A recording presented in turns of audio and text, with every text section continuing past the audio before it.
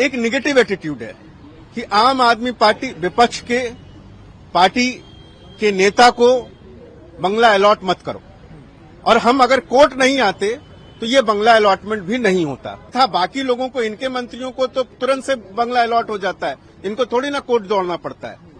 तो ये जो एटीट्यूड है सेंट्रल गवर्नमेंट का टुवर्ड्स अलॉटमेंट ऑफ द बंगला, इस पे भी कोर्ट ने टिप्पणी की थी कि भाई आप विम्स एंड फैंसीज पे कर रहे हो। देखिए, ये पिटीशन बहुत दिन से पेंडिंग है और दिल्ली हाई कोर्ट इस पे सुनवाई कर रही है। पिटीशन थी कि आम आदमी पार्टी के नेशनल कन्वेनर अरविंद केजरीवाल जी को एज पर लॉ जो है दिल्ली में एक बंगलो अलॉट होना था, वो अलॉटमेंट इन्होंने की नहीं थी। इन्होंने का मतलब सेंट्रल गवर्नमेंट ने नहीं कही, तो हम कोर्ट आए थे। कोर्ट ने बार बार इनको जो है लताड़ा बोक को बार बार इनसे पूछा कि भाई आप कब अलॉट कर रहे हो और क्यों अलॉट नहीं कर रहे हो। आज जो है कोर्ट में जो सेंट्रल गवर्नमेंट के काउंसिल हैं, जो एएसजी साहब हैं, उन्होंने एक सबमिशन ये दी है कि हम विद इन 10 डेज जो है वो अलॉट कर देंगे। हमारे पास जब लेटर आएगा, कंफर्मेशन आएगी, तो अकॉर्डिंगली हम फिर कोर्ट में जो है, और सबसे बड़ी बात है कि अलॉटमेंट जो है एज पर एलिजिबिलिटी होनी चाहिए, और जिस पर्टिकुलर उसके लिए हम लोग एलिजिबल हैं क्राइटेरिया के हिसाब से, टाइप 5 टाइप 6 के लिए, वो चीज जो है उनको करनी पड़ेगी। सर, ये काफी जैसा आपने बताया काफी लंबे समय से पेंडिंग थी, तो क्या रीजन रहा कि अब तक बहुत देर से इसका निपटारा हुआ है?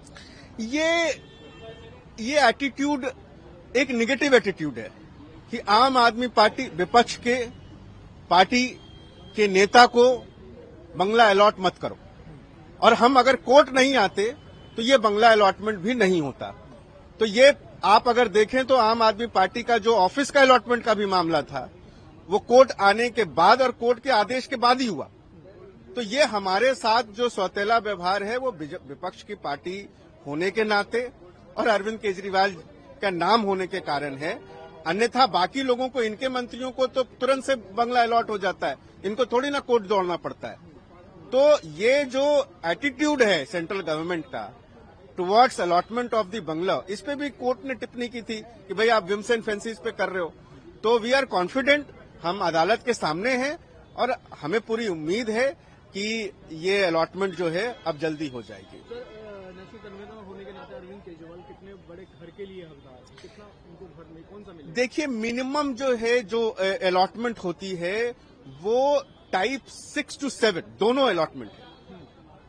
टाइप 6 से नीचे नहीं हो सकती ज्वाइंट से, क्योंकि एक तरीके से कैबिनेट मिनिस्टर का दर्जा होता है एक पार्टी के प्रेसिडेंट का, और वो भी नेशनल पार्टी के प्रेसिडेंट का। He is equivalent to the cabinet minister.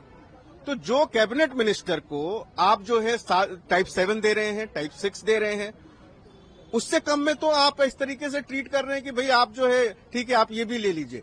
लेकिन जो हमारा हक है और जो लॉ है और जो रूल्स है, उसके हिसाब से जो अलॉटमेंट होनी है वो कीजिए हमें। सर, इसमें कोई कंप्लायंस रिपोर्ट भी केंद्र को या किसी अथॉरिटी को फाइल करनी है? उनको हमें लेटर भेजना पड़ेगा अलॉटमेंट का, और अगर वो लेटर हमारे पास आता है और उसमें हमारे को कोई ऑब्जेक्शन नहीं होगा, हम कोर्ट में सबमिट करेंगे।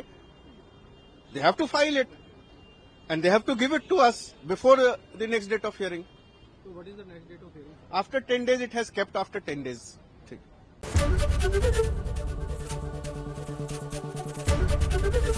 एबीपी गंगा, खबर आपकी, जुबान आपकी।